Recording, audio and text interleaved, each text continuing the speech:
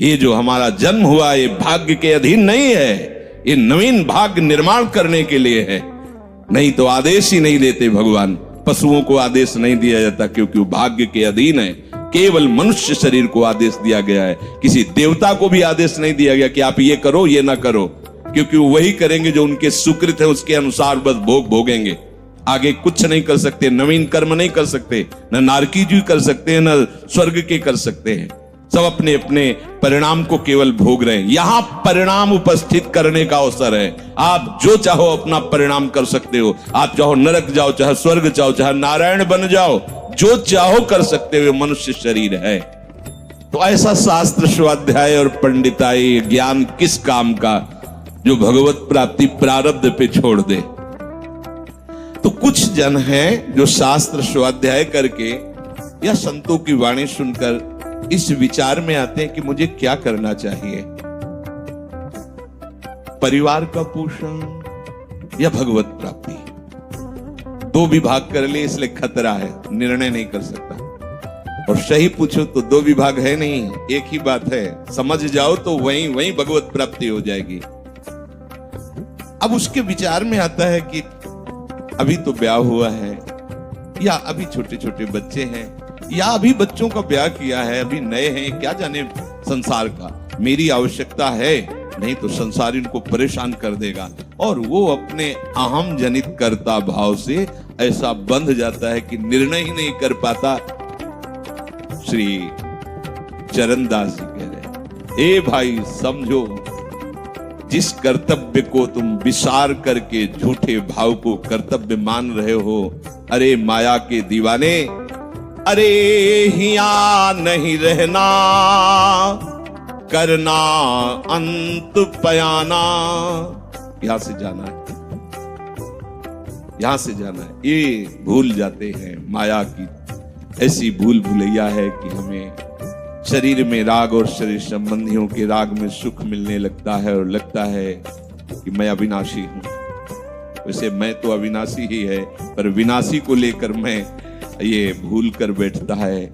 और जिसको पकड़ा है वो सब विनाशी, सब विनाशी। गो गोचर जहां लगु मन जाई, तो सब माया जानो भाई। दुनिया में लाखों का मेला जुड़ा, हंसा जब जब उड़ा तो अकेला उड़ा। समझो, ये माया की चाल है जो तुम्हें समझने नहीं दे रही है भाई। समझो समझो, अरे माया के दीवानों, यहां से हमें जाना है, जाना है। कुछ साथ नहीं ले जाना है, कोई साथ नहीं जाएगा। बस तुम फंस गए हो मोह दलदल में। ये कुटुंब का मोह ऐसा मोह है कि कैसे तुम्हें बताएं।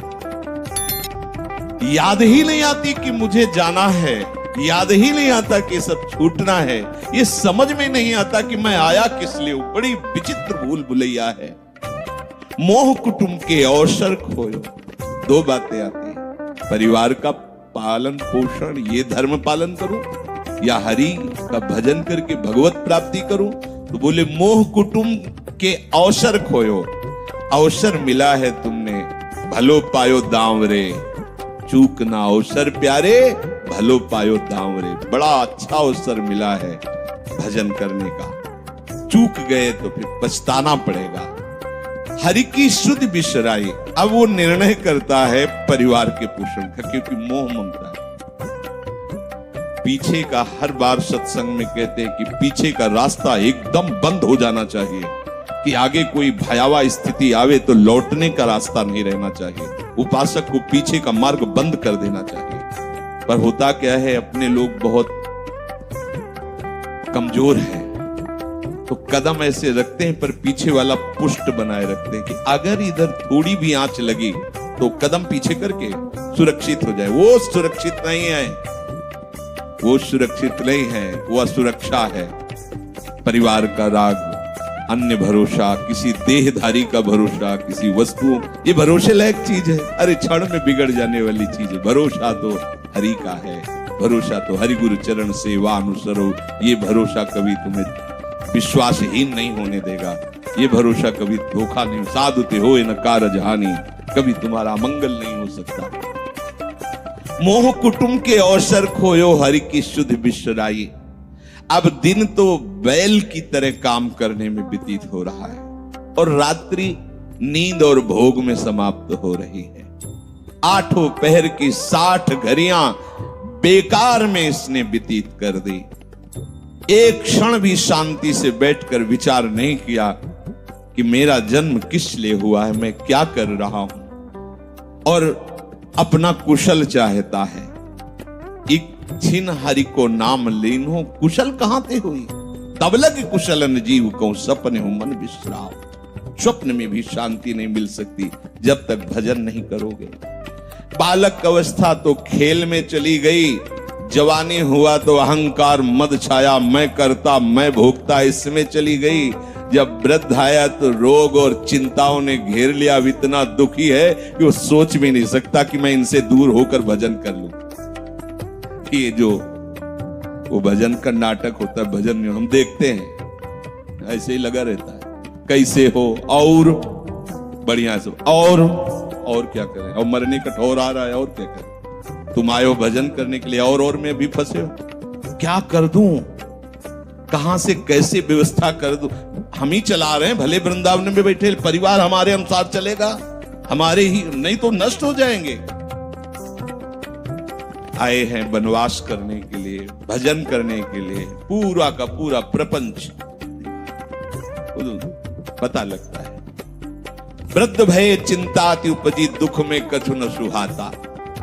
अरे भूल क्यों रहे हो, चेतो। साधु चिताता है जगत को, चेतो। काल रूपी शिकारी धनुष पर विष का बाण चढ़ा चुका है, तुम ठीक निशाने पे हो, होश में हो जाओ। अगर अब कोई तुम्हें निशाने से बचा सकता है तो काल का भी महाकाल हरि बचा सकता है, दूसरा कोई नहीं। आए अचानक बांधे, यम के दूत आकर अचानक बंधन में डाल करके ले जाते हैं। अब वो निर्णय कर रहे हैं, झूठे जग से नेह छोड़कर साचो हरिनाम उचारो। चरणदास सुखदेव कहते हैं अपना भला विचारो, इसी में अपना भला है। तो क्या करें, घर परिवार छोड़कर तुम्हारी तरह बाबा जी बन जाए। बाबा जी बनने से भगवत प्राप्ति नहीं होती। अगर आप बाबा जी बाहरी बात को ले रहे हैं तो उसको समझ लीजिए, बाबा जी बनने से भगवत प्राप्ति नहीं होती, प्रभु के होने से भगवत प्राप्ति होती। वो आप चाहे गृहस्थ वेश में रहकर बनो या आप विरक्त वेश, 2 मार्ग शास्त्रों ने स्थापित किए हैं, वो प्रभु के लिए।